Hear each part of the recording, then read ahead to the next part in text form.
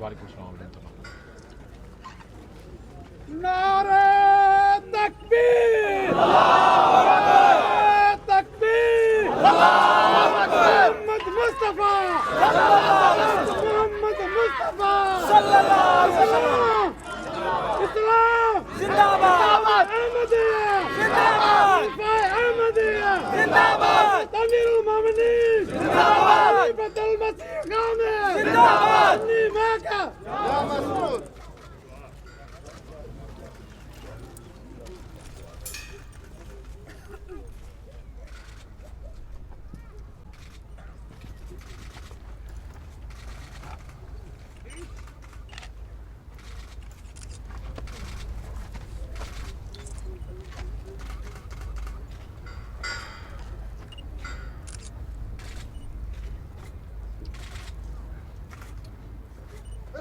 آمین۔ اللہم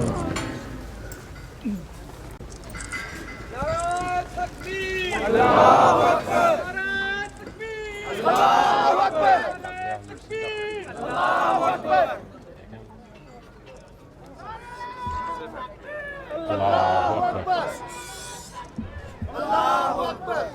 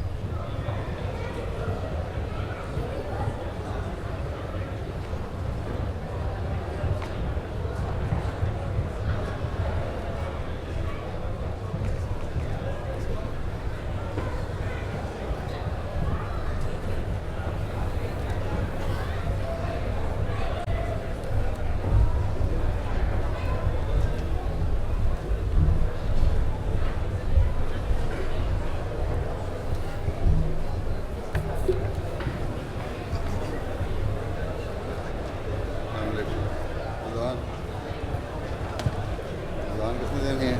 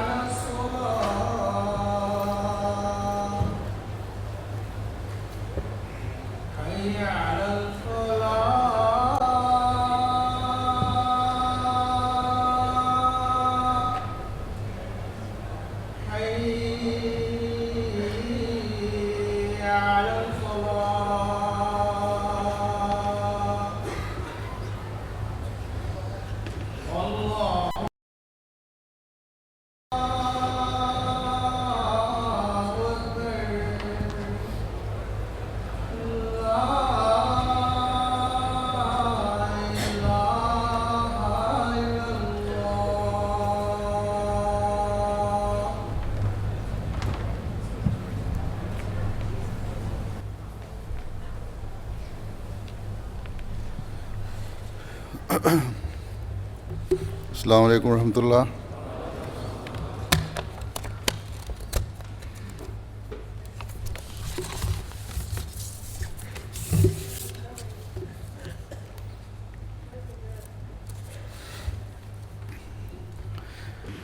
أشهد أن لا إله إلا الله وحده لا شريك له وأشهد أن محمدا عبده ورسوله. أما بعد فأعوذ بالله من الشيطان الرجيم. بسم الله الرحمن الرحيم. الحمد لله رب العالمين. الرحمن الرحيم. مالك يوم الدين. إياك نعبد وإياك نستعين. اهدنا الصراط المستقيم. صراط الذين أنعمت عليهم غير المغضوب عليهم ولا الضالين.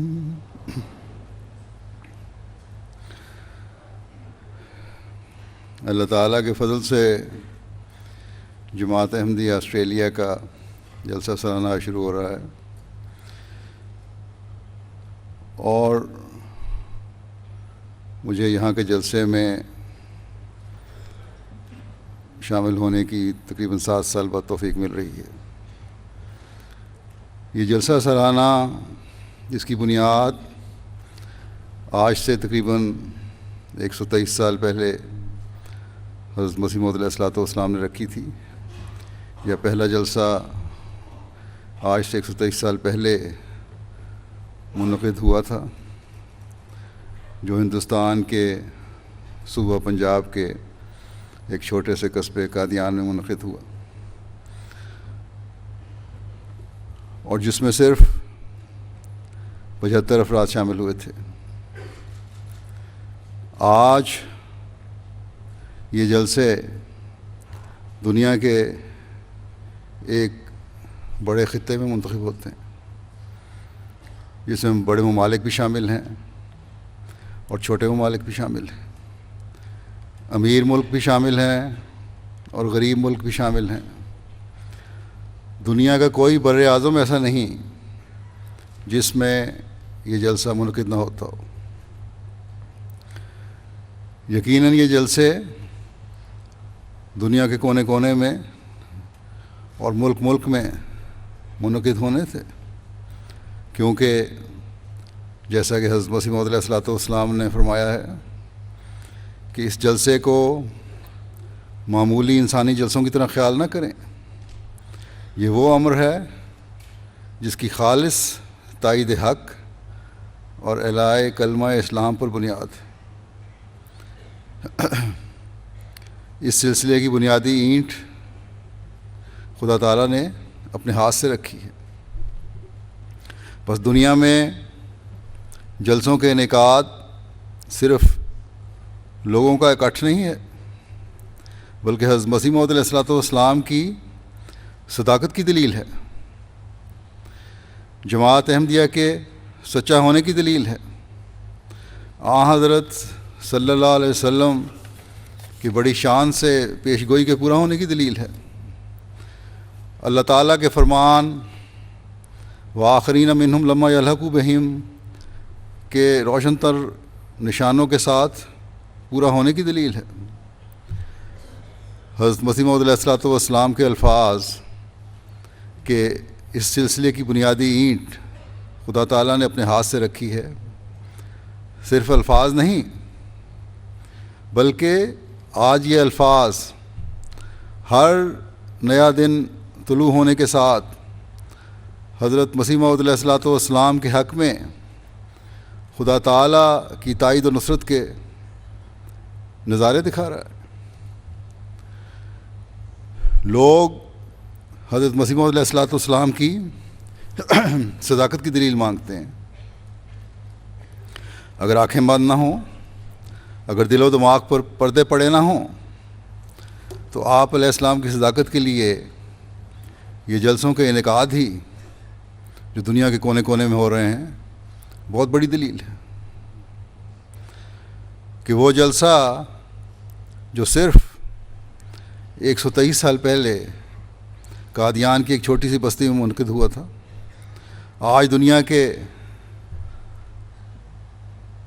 تمام بر اعظموں میں منعقد ہو رہا ہے.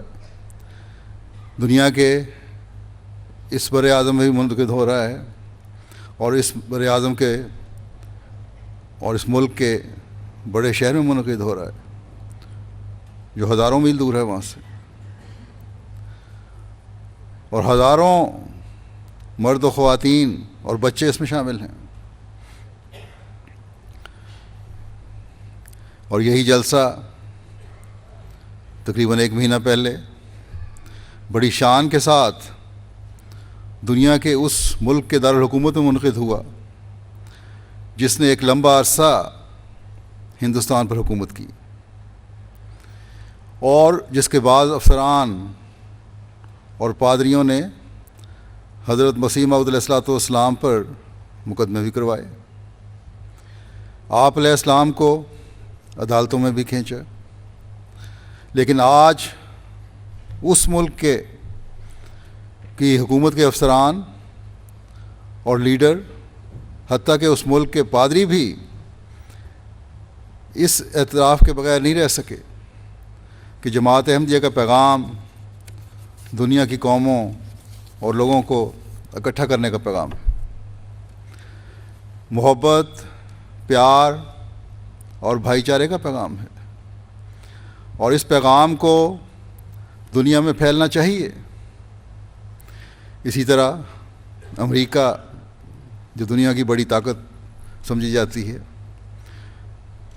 اس کے ارباب حکومت بھی ہمارے جلسے میں آ کر یا اپنے پیغام کے ذریعہ یہ کہنے پر مجبور ہیں کہ اسلام کے حقیقی پیغام کی ہمیں اسلام کے حقیقی پیغام کا ہمیں جماعت احمدیہ سے پتہ چلا ہے. بس یہ جلسے جہاں احمدیوں کے لیے علمی اور روحانی ترقی کا باعث بنتے ہیں اور بننے چاہیے، وہاں غیروں کو بھی اسلام کی خوبیوں کا معترف بنا کر حضرت مسیح موعود علیہ الصلوۃ والسلام کے الفاظ کو بڑی شان سے پورا کرتے ہیں کہ ان کی خالص تائید حق پر بنیاد ہے، اعلاء کلمہ اسلام پر بنیاد ہے، اسلام کو نام کو بلند کرنے پر بنیاد ہے، اسلام کے اعلیٰ و عرفہ مذہب ہونے کو دنیا پر ثابت کرنے کا ذریعہ ہے. بس اس زمانے میں جب غیر بھی جماعت احمدیہ کی طرف سے پیش کردہ اسلام کی خوبصورتی کا اقرار کرتے ہیں جو حقیقی اسلام ہے، جو قرآن کریم کی تعلیم کے مطابق ہے، تو کیا ایک احمدی کو بڑھ کر اپنی ذمہ داریوں کا احساس نہیں ہونا چاہیے؟ ایک احمدی کی ذمہ داری تو ان باتوں سے کئی گنا بڑھ جاتی ہے کہ اس جلسے میں شامل ہو کر اپنی علمی، عملی، اعتقادی اور روحانی صلاحیتوں کو کئی گنا بڑھانے کا ذریعہ بنائیں.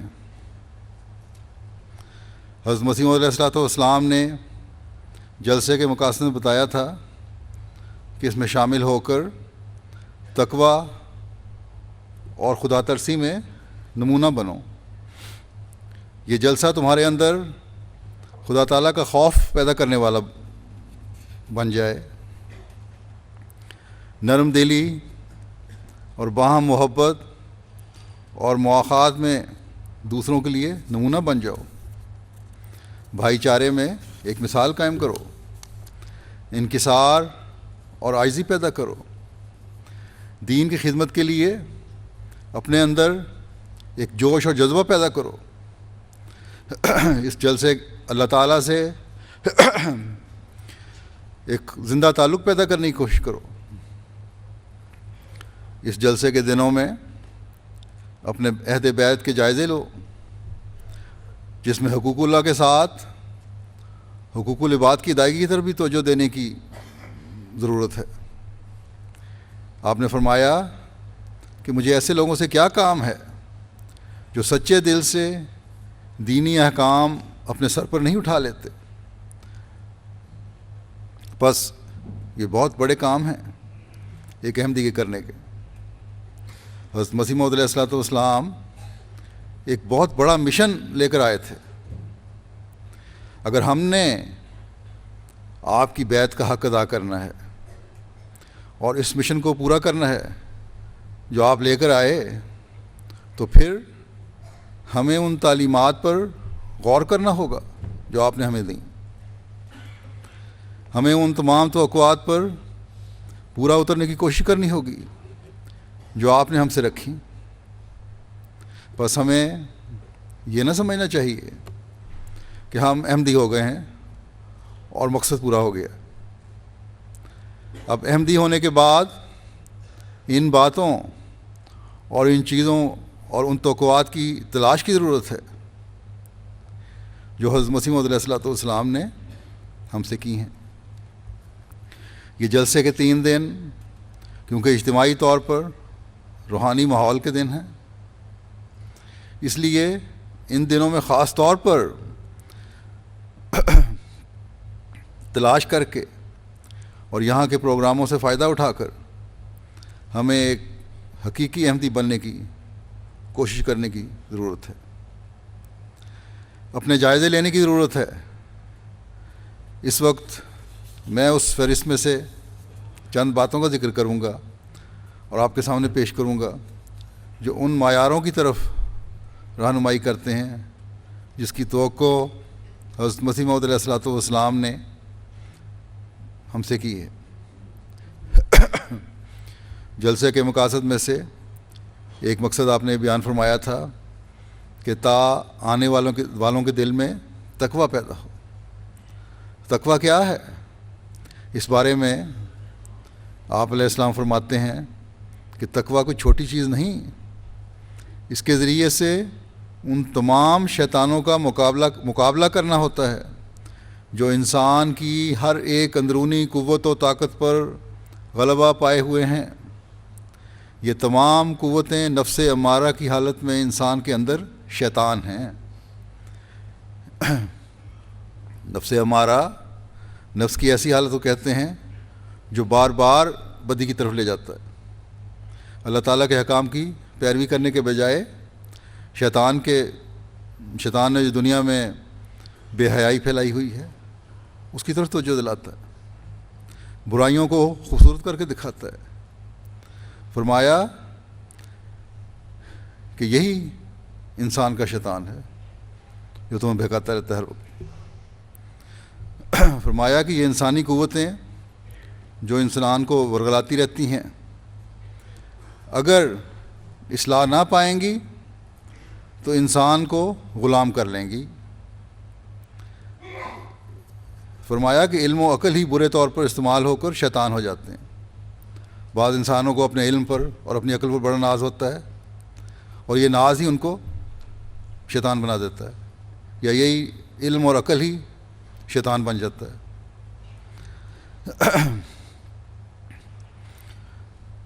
متقی کا کام ان کی اور ایسا ہی اور دیگر کل قوا کی تعدیل کرنا ہے، یعنی اپنی ان طاقتوں کو جو خدا تعالیٰ کی طرف سے ملی ہیں ٹھیک کرنا ہوگا، صحیح موقعوں پر اور انصاف کے ساتھ استعمال کرنا ہوگا، اور جب یہ ہوگا تو یہ تقویٰ ہے۔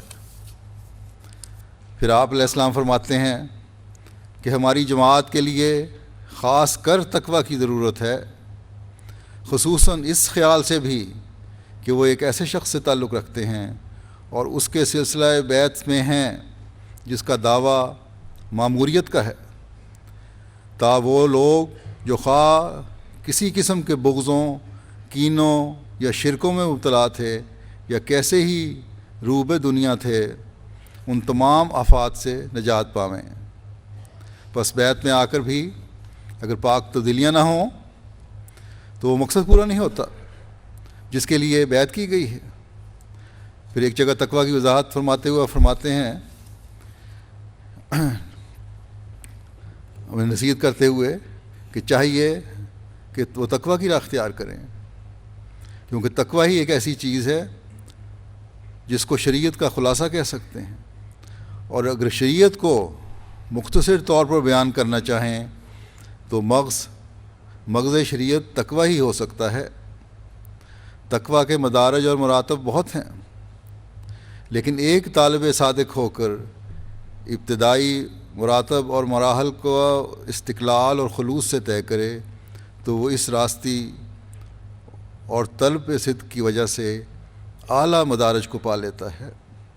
اللہ تعالیٰ فرماتا ہے، انما یتقبل اللہ من المتقین۔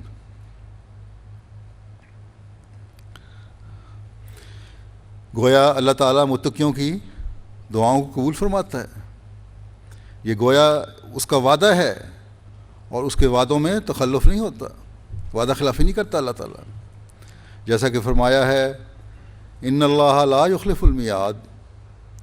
بس جس حال میں تقویٰ کی شرط قبولیت دعا کے لیے ایک غیر منفک شرط ہے، تو ایک انسان غافل اور بے راہ ہو کر اگر قبولیت دعا چاہے تو کیا وہ احمق اور نادان نہیں ہے؟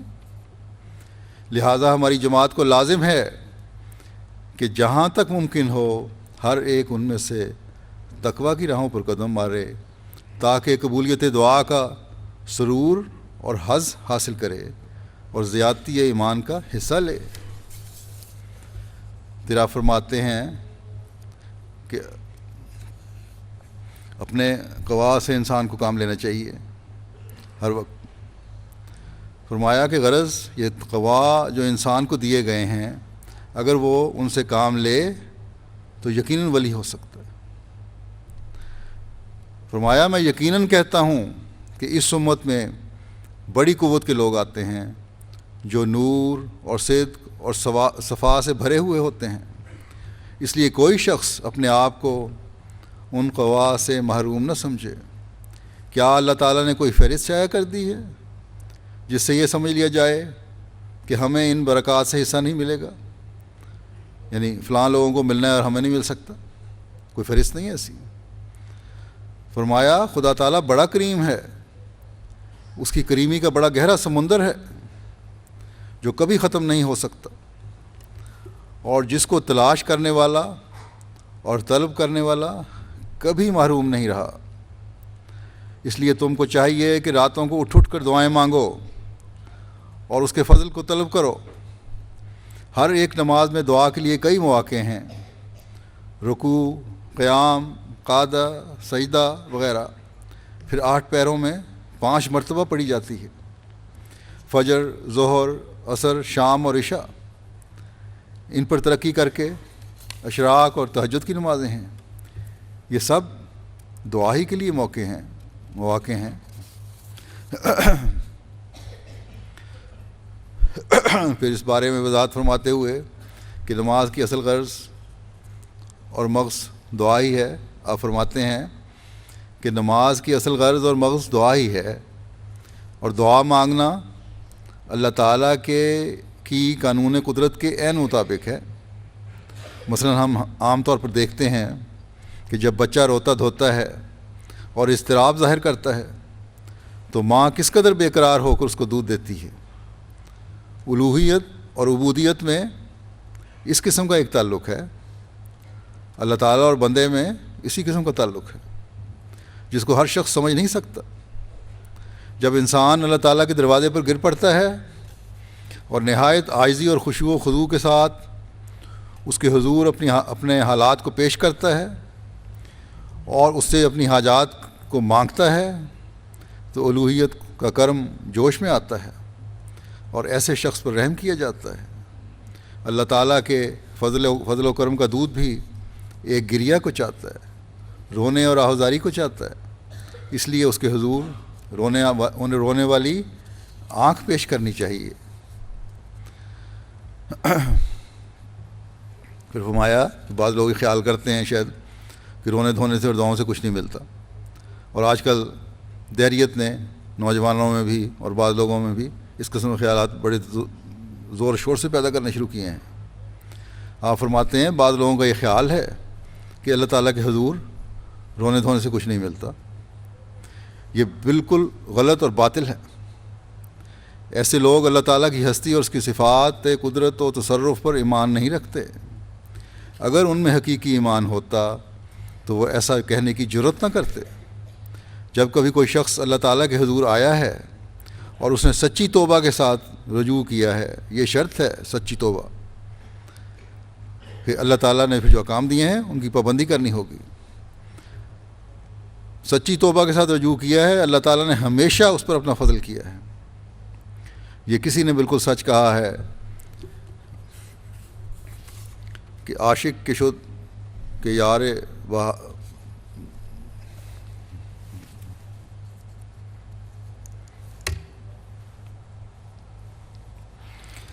عاشق کے شد کے یار بحالش نظر نہ کر، اے خواجہ درد نیست وگرنہ طبیب است، کہ یہ عاشق کیسا ہے کہ یار نے اس کے حال کو دیکھا تک نہیں۔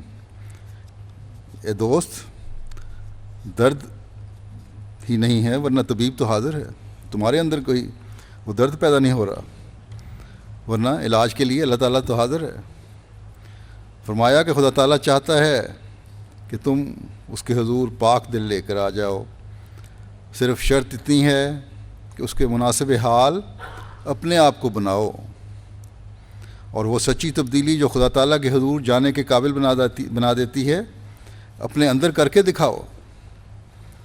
تمہیں میں سچ کہتا ہوں، میں تمہیں سچ کہتا ہوں کہ خدا تعالیٰ میں عجیب در عجیب قدرتیں ہیں اور اس میں لا انتہا فضل و برکات ہیں، مگر ان کے دیکھنے اور پانے کے لیے محبت کی آنکھ پیدا کرو۔ اگر سچی محبت ہو تو خدا تعالیٰ بہت دعائیں سنتا اور تائیدیں کرتا ہے۔ پھر عاجزی اور انکساری کی طرف توجہ دلاتے ہوئے فرماتے ہیں، اہل تقویٰ کے لیے یہ شرط ہے کہ وہ اپنی زندگی غربت اور مسکینی میں بسر کریں۔ یہ تقویٰ کی ایک شاخ ہے جس کے ذریعے سے ہمیں ناجائز غضب کا مقابلہ کرنا ہے۔ بڑے بڑے عارف اور صدیقوں کے لیے آخری اور کڑی منزل غضب سے بچنا ہی ہے۔ عجب و پندار غضب سے پیدا ہوتا ہے، غرور و تکبر غضب سے پیدا ہوتا ہے، اور ایسا ہی کبھی خود غضب عجب و پندار کا نتیجہ ہو جاتا ہے۔ یعنی غصہ بھی تکبر سے وجہ سے پیدا ہوتا ہے، اور تکبر اور نخوت کی وجہ سے غصہ پیدا ہوتا ہے، کیونکہ غضب اس وقت ہوگا، فرمایا کیونکہ غضب اس وقت ہوگا جب انسان اپنے نفس کو دوسرے پر ترجیح دیتا ہے، اپنے آپ کو کچھ سمجھنے لگ جاتا ہے انسان۔ میں نہیں چاہتا کہ میری جماعت والے آپس میں ایک دوسرے کو چھوٹا یا بڑا سمجھیں، یا ایک دوسرے پر غرور کریں، یا نظر استخفاف سے دیکھیں، یعنی کسی کو اپنے آپ سے کم سمجھیں۔ خدا جانتا ہے کہ بڑا کون ہے یا چھوٹا کون ہے، یہ ایک قسم کی تحقیر ہے جس کے اندر حقارت ہے۔ ڈر ہے کہ یہ حقارت بیج کی طرح بڑھے اور اس کی ہلاکت کا باعث ہو جائے۔ اگر یہ حقارت دل میں رکھی تو جس طرح ایک بیج بویا جاتا ہے اور بڑھتا ہوا پودا بن جاتا ہے اور پھر درخت بن جاتا ہے، اسی طرح یہ بڑھے گا، حقارت بڑھے گی، اور جب یہ حقارت بڑھے گی تو انسان کو ہلاک کر دے گی۔ فرمایا کہ بعض آدمی بڑوں کو مل کر بڑے ادب سے پیش آتے ہیں. بڑوں کو ملے, بڑے ادب سے پیش آئے, بڑی خوش اخلاقی کا مظاہرہ کیا. لیکن بڑا وہ ہے جو مسکین کی بات کو مسکینی سے سنے, اس کی دلجوئی کرے, اس کی بات کی عزت کرے. کوئی چڑ کی بات منہ پر نہ لاوے کہ جس سے دکھ پہنچے. خدا تعالیٰ فرماتا ہے وَلَا تَنَابَزُوا بِالْأَلْقَابِ بِئْسَ الِاسْمُ الْفُسُوقُ, بِئْسَ الِاسْمُ الْفُسُوقُ بَعْدَ الْإِيمَانِ وَمَنْ لَمْ يَتُبْ فَأُولَٰئِكَ هُمُ الظَّالِمُونَ. کہ تم ایک دوسرے کو چڑ کے نام نہ لو. یہ فعل فساق و فجار کا ہے, ان لوگوں کا ہے جو دین سے بھولنے والے ہیں اور دور ہٹنے والے ہیں. جو شخص کسی کو چڑھاتا ہے وہ نہ مرے گا جب تک وہ خود اسی طرح مبتلا نہ ہوگا. اپنے بھائیوں کو حقیر نہ سمجھو.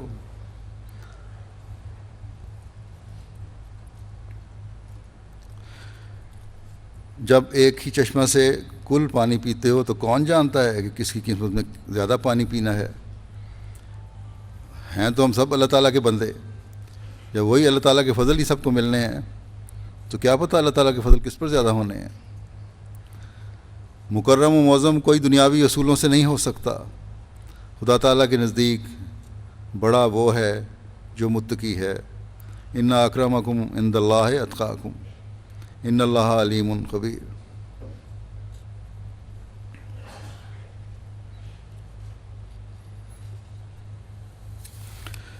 پھر ایک موقع پر جماعت کو نصیحت کرتے ہوئے آپ نے فرمایا کہ اللہ تعالیٰ کسی کی پرواہ نہیں کرتا مگر صالح بندوں کی.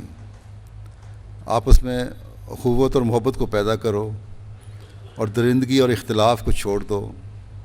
ہر ایک قسم کے ہزل اور تمسخر سے مطلقاً کنارہ کش ہو جاؤ, کیونکہ تمسخر انسان کے دل کو صداقت سے دور کر کے کہیں کا کہیں پہنچا دیتا ہے. آپس میں ایک دوسرے کے ساتھ عزت کے ساتھ پیش آؤ. ہر ایک اپنے آرام پر اپنے بھائی کے آرام کو ترجیح دے. یہ بہت بڑی بات ہے. اللہ تعالیٰ سے ایک سچی صلح پیدا کر لو. اللہ تعالیٰ سے کوئی لڑائی تو نہیں. اللہ تعالیٰ سے سچی صلح یہی ہے اس کے احکامات پر عمل کیا جائے اور اس کی عبادت کا حق ادا کیا جائے, اس کے بندوں کے حقوق ادا کیے جائیں اور اس کی اطاعت میں واپس آ جاؤ.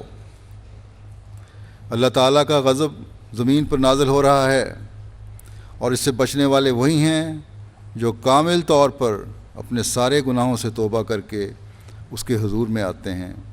تم یاد رکھو کہ اگر اللہ تعالیٰ کے فرمان میں تم اپنے تئیں لگاؤ گے اور اس کے دین کی حمایت میں سعی ہو جاؤ گے, کوشش کرو گے, تو خدا تمام رکاوٹوں کو دور کر دے گا اور تم کامیاب ہو جاؤ گے.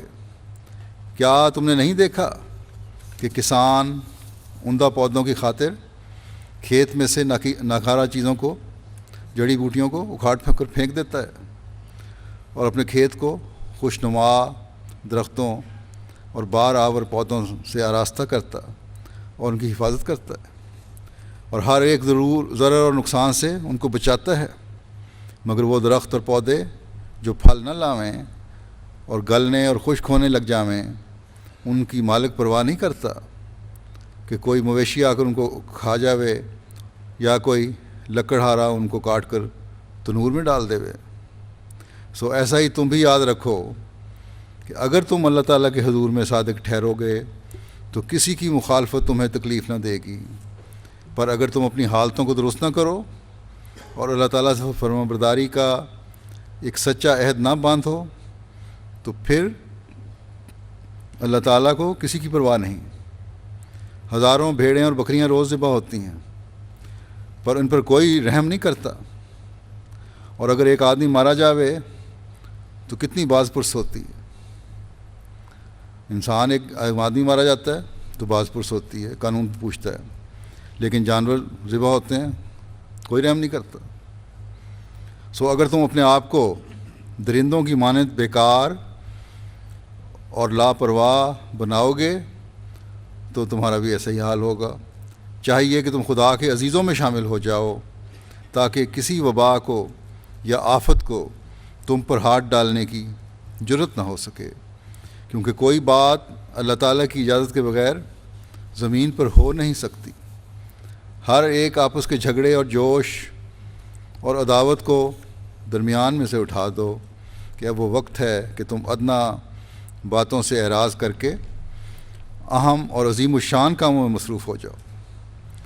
یہ میری وصیت ہے، اور اس بات کو وصیت کے طور پر یاد رکھو کہ ہرگز تندی اور سختی سے کام نہ لینا، بلکہ نرمی اور آہستگی اور خلق سے ہر ایک کو سمجھاؤ۔ پھر جماعت کو اخلاقی ترقی کی طرف توجہ دلاتے ہوئے آپ علیہ السلام نے فرمایا کہ بس ہماری جماعت کو مناسب ہے کہ وہ اخلاقی ترقی کریں، کیونکہ الاستقامت و فوق الکرامہ مشہور ہے۔ وہ یاد رکھیں کہ اگر کوئی ان پر سختی کرے تو حت الوسع اس کا جواب نرمی اور ملاطفت سے دیں، تشدد اور جبر کی ضرورت انتقامی طور پر بھی نہ پڑنے دیں۔ انسان میں، اور یہی ایک سبق ہے جب ہم دنیا کو دیتے ہیں کہ یہ معیار ہے دنیا میں امن قائم کرنے کا، اور اس کو پسند کرتی ہے دنیا پھر، لیکن ہمارے عملی نمونے بھی ایسے ہونے چاہیے۔ فرمایا انسان میں نفس بھی ہے، اور اس کی 3 قسمیں ہیں، امارہ، لوامہ، مطمئنہ۔ امارہ کی حالت میں انسان جذبات اور بے جا جوشوں کو سنبھال نہیں سکتا، جیسا کہ میں پہلے بتایا، اور اندازے سے نکل جاتا ہے اور اخلاقی حالت سے گر جاتا ہے، مگر حالت لوامہ میں سنبھال لیتا ہے۔ ملامت کرتا ہے دل بار بار اس کو کہ میں نے برائی کی۔ فرماتے ہیں کہ مجھے ایک حکایت یاد آئی جو سعدی نے بوستان میں لکھی ہے کہ ایک بزرگ کو کتے نے کاٹا، گھر آیا تو گھر والوں نے دیکھا کہ اسے کتے نے کاٹ کھایا ہے۔ ایک بھولی بھالی چھوٹی لڑکی بھی تھی، وہ بولی کہ آپ نے کیوں نہ کاٹ کھایا اسے، کتے کو؟ اس نے جواب دیا، بیٹی، انسان سے کت پن نہیں ہوتا۔ اسی طرح سے انسان کو چاہیے کہ جب کوئی شریر گالی دے تو مومن کو لازم ہے کہ اعراض کرے، نہیں تو وہی کت پن کی مثال صادق آئے گی۔ خدا کے مقربوں کو بڑی گالیاں دی گئی ہیں، بہت بری طرح ستایا گیا، مگر ان کو عارض عن الجاہلین کا ہی خطاب ہوا۔ خود انسان کامل ہمارے نبی صلی اللہ علیہ وسلم کو بہت بری تکلیفیں دی گئیں اور گالیاں بد زبانی اور شوخیاں کی گئیں، مگر اس خلق مجسم ذات نے اس کے مقابلے میں کیا کیا؟ ان کے لیے دعا کی، اور چونکہ اللہ تعالیٰ نے وعدہ کر لیا تھا کہ جاہلوں سے اعراض کرے گا تو تیری عزت اور جان کو ہم صحیح و سلامت رکھیں گے، اور یہ بازاری آدمی اس پر حملہ نہ کر سکیں گے۔ چنانچہ ایسا ہی ہوا کہ حضور کے مخالف آپ کی عزت پر حرف نہ لا سکے اور خود ہی ذلیل و خوار ہو کر آپ کے قدموں پر گرے یا سامنے تباہ ہوئے۔ غرض یہ صفت لوامہ کی ہے جو انسان کشمکش میں بھی اصلاح کر لیتا ہے۔ روزمرہ کی بات ہے، اگر کوئی جاہل یا اوباش گالی دے یا کوئی شرارت کرے، جس قدر اس سے اعراض کرو گے اسی قدر عزت بچا لو گے، اور جس قدر اس سے مٹھ پھیڑ اور مقابلہ کرو گے تباہ ہو جاؤ گے اور ذلت خرید لو گے۔ نفس مطمئنہ کی حالت میں انسان کا ملکہ حسنات اور خیرات ہو جاتا ہے، وہ دنیا اور ما سوا اللہ سے بکلی انقطاع کر لیتا ہے۔ وہ دنیا میں چلتا پھرتا اور دنیا والوں سے ملتا جلتا ہے، لیکن حقیقت میں وہ یہاں نہیں ہوتا۔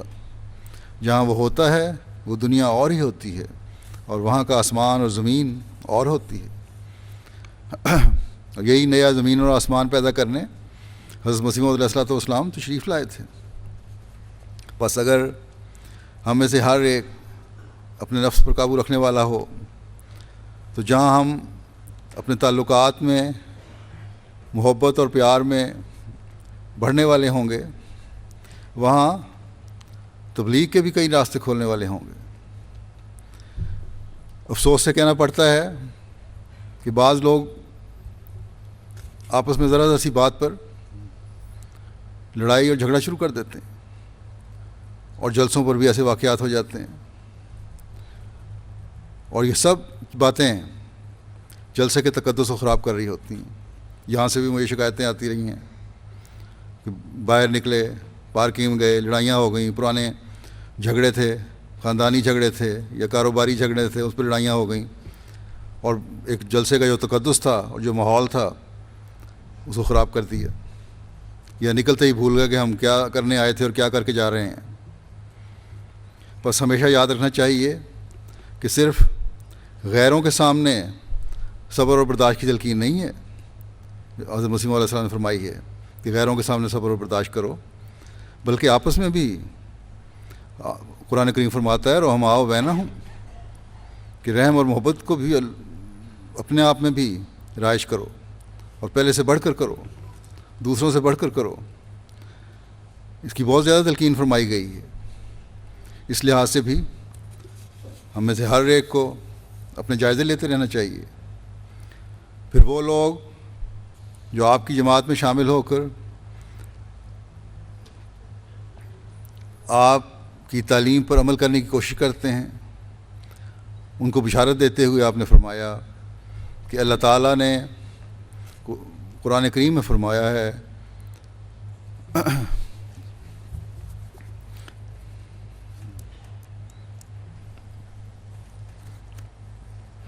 وَجَاعِلُ الَّذِينَ اتَّبَعُوكَ فَوْقَ الَّذِينَ كَفَرُوا إِلَى يَوْمِ الْقِيَامَةِ۔ یہ تسلی بخش وعدہ ناصرت میں پیدا ہونے والے ابن مریم سے ہوا تھا، یعنی حضرت عیسیٰ علیہ السلام سے ہوا تھا۔ مگر میں تمہیں بشارت دیتا ہوں کہ یسوع مسیح کے نام سے آنے والے ابن مریم کو بھی اللہ تعالیٰ نے انہی الفاظ میں مخاطب کر کے بشارت دی ہے۔ اب آپ سوچ لیں کہ جو میرے ساتھ تعلق رکھ کر اس وعدہ عظیم اور بشارت عظیم میں شامل ہونا چاہتے ہیں، کیا وہ لوگ ہو سکتے ہیں جو امارہ کے درجے میں پڑے ہوئے فسق و فجور کی راہوں پر کاربند ہیں؟ نہیں، ہرگز نہیں۔ جو اللہ تعالیٰ کے اس وعدے کی سچی قدر کرتے ہیں اور میری باتوں کو قصہ کہانی نہیں جانتے، تو یاد رکھو اور دل سے سن لو، میں پھر ایک بار ان لوگوں کو مخاطب کر کے کہتا ہوں جو میرے ساتھ تعلق رکھتے ہیں، اور وہ تعلق کوئی عام تعلق نہیں بلکہ بہت زبردست تعلق ہے، اور ایسا تعلق ہے کہ جس کا اثر نہ صرف میری ذات تک بلکہ اس ہستی تک پہنچتا ہے جس نے مجھے بھی اس برگزیدہ انسان کامل کی ذات تک پہنچایا ہے، جو دنیا میں صداقت اور راستی کی روح تک لے کر آیا۔ میں تو یہ کہتا ہوں کہ اگر ان باتوں کا اثر میری ہی ذات تک پہنچتا تو مجھے کچھ بھی اندیشہ اور فکر نہ تھا، اور نہ ان کی پرواہ تھی، مگر اس پر بس نہیں ہوتی۔ اس کا اثر ہمارے نبی کریم صلی اللہ علیہ وسلم اور خود خدا تعالیٰ کی برگزیدہ ذات تک پہنچ جاتا ہے۔ بس ایسی صورت اور حالت میں تم خوب دھیان کر کے سن رکھو کہ اگر اس بشارت سے حصہ لینا چاہتے ہو اور اس کے مصداق کی آرزو رکھتے ہو اور اتنی بڑی کامیابی کہ قیامت تک مکفرین پر غالب رہو گے کہ سچی پیاس تمہارے اندر ہے، تو پھر اتنا ہی میں کہتا ہوں کہ یہ کامیابی اس وقت تک حاصل نہ ہوگی جب تک لوامہ کے درجے سے گزر کر مطمئنہ کے مینار تک نہ پہنچ جاؤ۔ اس سے زیادہ اور میں کچھ نہیں کہتا کہ تم لوگ ایک ایسے شخص کے ساتھ پیوند رکھتے ہو جو معمور من اللہ ہے، بس اس کی باتوں کو دل کے کانوں سے سنو اور اس پر عمل کرنے کے لیے ہمتاً تیار ہو جاؤ، تاکہ ان لوگوں میں سے نہ ہو جاؤ جو اقرار کے بعد انکار کی نجاست میں گر کر ابدی عذاب خرید لیتے ہیں۔ پھر آپ فرماتے ہیں کہ اللہ تعالیٰ سے اصلاح چاہنا اور اپنی قوت خرچ کرنا یہی ایمان کا طریق ہے۔ حدیث شریف میں آیا ہے کہ جو یقین سے اپنا ہاتھ دعا کے لیے اٹھاتا ہے اللہ تعالیٰ اس کی دعا رد نہیں کرتا، بس خدا سے مانگو اور یقین اور صدق نیت سے مانگو۔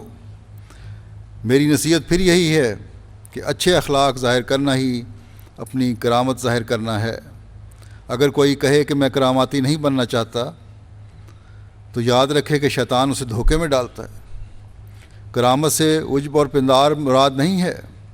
کرامت سے لوگوں کو اسلام کی سچائی اور حقیقت معلوم ہوتی ہے اور ہدایت حاصل ہوتی ہے۔ میں تمہیں پھر کہتا ہوں کہ عجب اور پندار تو کرامت اخلاقی میں داخل ہی نہیں، بس یہ شیطانی وسوسہ ہے۔ دیکھو یہ کروڑہ مسلمان جو روئے زمین کے مختلف حصص میں نظر آتے ہیں، کیا یہ تلوار کے زور سے، جبر و اکراہ سے ہوئے؟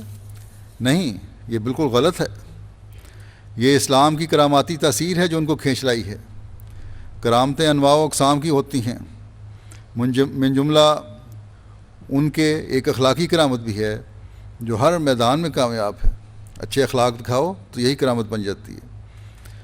انہوں نے جو مسلمان ہوئے صرف راست بازوں کی کرامت ہی دیکھی اور اس کا اثر پڑا۔ انہوں نے اسلام کو عظمت کی نگاہ سے دیکھا، نہ تلوار کو دیکھا۔ بڑے بڑے محقق انگریزوں کو یہ بات ماننی پڑی ہے کہ اسلام کی سچائی کی روح ہی ایسی قوی ہے جو غیر قوموں کو اسلام میں آنے پر مجبور کر دیتی ہے۔ بس اگر آپ کے عمل تعلیم کے مطابق ہوں گے، اگر ہمارا ہر قول و فعل قرآن کریم کی تعلیم کے مطابق ہوگا، اس طرح ہوگا جس طرح حضرت مسیح موعود علیہ السلام ہم سے چاہتے ہیں، تو ایک تبلیغ کا بہت بڑا ذریعہ بن جائے گا۔ صرف پاکستانیوں کی یہ چند فجین لوگوں کی جہاں تعداد بڑھنے سے احمدیت نہیں پھیلے گی، مقامی لوگوں میں تبلیغ کرنے کے لیے بھی اپنے عملوں کو ایسا بنانا ہوگا کہ لوگوں کی توجہ ہماری طرف پیدا ہو، اور یہ بھی ایک جلسے کا بہت بڑا مقصد ہے۔ بس یہ تقویٰ میں ترقی، اعلیٰ اخلاق کا مظاہرہ، اللہ تعالیٰ سے تعلق، دعاؤں اور نمازوں کی طرف توجہ، یہی باتیں ہیں جو افراد جماعت کو انفرادی طور پر بھی فائدہ پہنچانے والی ہوں گی اور من حاصل جماعت کو بھی فائدہ پہنچانے والی ہوں گی۔ جماعت کی ترقی میں ہر اس شخص کو شامل کریں گی جو یہ معیار حاصل کرنے کی کوشش کرے گا۔ جلسہ کے اس ماحول میں ان دنوں میں اپنے جائزے لیں۔ ہر احمدی کو اپنے جائزے لینے کی ضرورت ہے کہ ہم کس حد تک ان نصائح اور توقعات پر پورا اترنے کی کوشش کر رہے ہیں جو حضرت مسیح موعود علیہ السلام نے فرمائی ہیں، اور کوشش بھی ہر احمدی کو کرنی چاہیے کہ ہم ان باتوں پر عمل کر کے حضرت مسیح موعود علیہ السلام کی اپنی جماعت کے لیے کی گئی دعاؤں کے بھی وارث بنیں۔ ان دنوں میں بہت دعائیں کریں، اللہ تعالیٰ کے احسانوں کا شکر ادا کریں کہ اس نے ہمیں جلسے میں شامل ہونے کی توفیق دے کر ہماری اصلاح کا ایک اور موقع عطا فرمایا ہے۔ دعا کریں ہم ان لوگوں میں شامل نہ ہوں جو اللہ تعالیٰ کے فضلوں سے حصہ نہیں لیتے، اللہ تعالیٰ بلکہ ان میں شامل ہوں جو اللہ تعالیٰ کے فضلوں کو حاصل کرنے والے ہیں۔ اللہ تعالیٰ ہم سب کو توفیق دے کہ ان دنوں سے بھرپور فیض اٹھانے والے ہوں اور حضرت مسیح موعود علیہ السلام کی دعاؤں کے وارث بنیں۔ نمازوں کے بعد میں ایک جنازہ غائب بھی پڑھاؤں گا جو مکرمہ صاحبزادی امت الرشید بیگم صاحبہ کا جنازہ ہے جو حضرت مسلم موعود رضی اللہ عنہ اور سیدہ امت الحی بیگم صاحبہ کی بیٹی تھیں، اور محترمہ عبدالرحیم احمد صاحب کی اہلیہ تھیں، مرحوم کی اہلیہ تھیں۔ 30 ستمبر کو میری لینڈ میں ان کی وفات ہوئی ہے 95 سال کی عمر میں۔ انا للہ و انا الیہ راجعون۔ آپ حضرت مسیح موعود علیہ السلام کی پوتی، جیسا کہ میں نے کہا حضرت مسلم موعود رضی اللہ عنہ کی بیٹی، اسی طرح حضرت خلیفہ مسیح ثالث اور خلیفہ مسیح رابع کی بہن اور میری خالہ تھیں. گویا خلیفہ اول سے لے کے اب تک خلفاء سے ان کا رشتہ تھا. میرے سے بڑا پیار کا تعلق ان کا پہلے بھی رہا. پھر جب خلیفۃ المسیح رابع نے مجھے امیر اور ناظر اعلیٰ بنایا تو اس وقت پیار کے ساتھ احترام بھی شامل ہو گیا. اور خلافت کے بعد تو اس تعلق میں اور ایک عجیب طرح کا رنگ آ گیا. حیرت ہوتی تھی. انتہائی ملنسار اور خوش اخلاق خاتون تھیں. اللہ تعالیٰ ان کے درجات بلند فرمائے.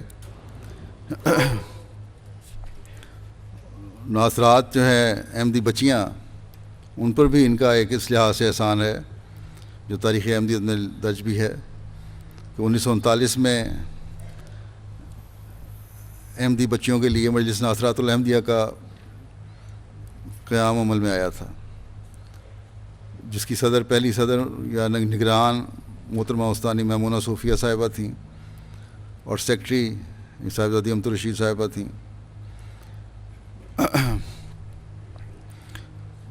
اور اس کی تحریک بھی انہی نے کی تھی.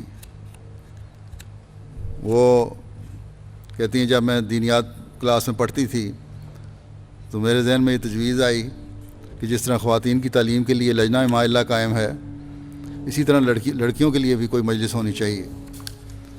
چنانچہ محترم ملک سیف الرحمان صاحب کی بیگم صاحبہ اور محترم حافظ بشیر الدین عبید اللہ صاحب کی بیگم صاحبہ اس طرح اپنی کلاس کی اور بعض بہنوں سے اس خواہش کا اظہار کیا اور ہم نے مل کر ایک لڑکیوں کی انجمن بنائی جس کا نام حضرت خلیفۃ مسیح ثالث کی منظوری سے ناصرات الاحمدیہ رکھا گیا.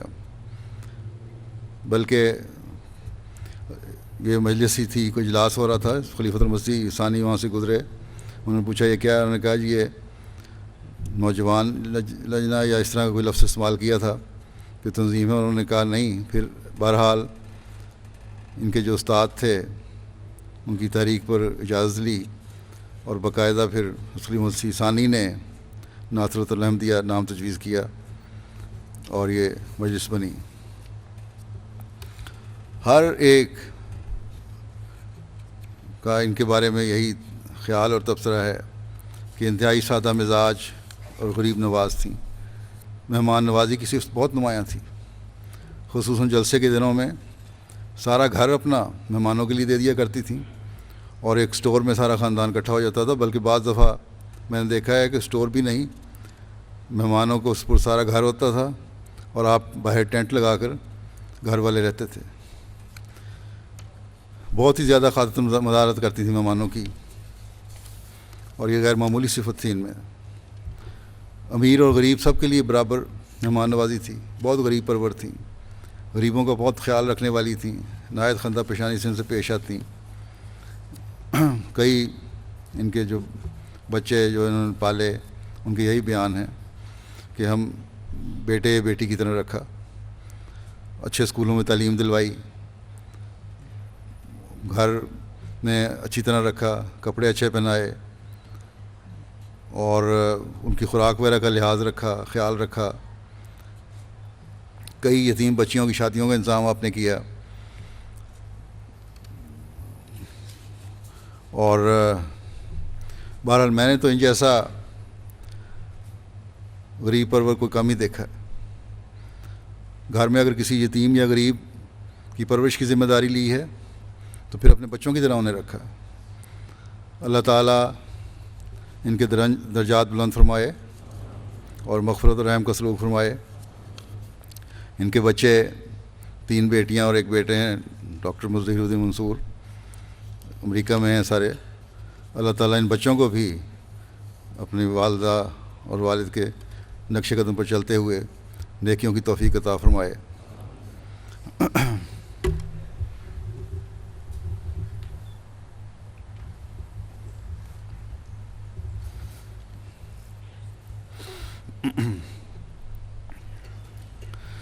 الحمد للہ نحمده ونستعینه ونستغفره ونؤمن به ونتوکل علیہ ونعوذ بالله من شرور أنفسنا ومن سيئات أعمالنا من يهده الله فلا مضل له ومن يضلله فلا هادي له ونشهد أن لا إله إلا الله ونشهد أن محمدا عبده ورسوله عباد الله رحمكم الله إن الله يأمر بالعدل والإحسان وإيتاء ذي القربى وينهى عن الفحشاء والمنكر والبغي يعظكم لعلكم تذكرون اذكروا الله يذكركم وادعوه يستجب لكم ولذكر الله أكبر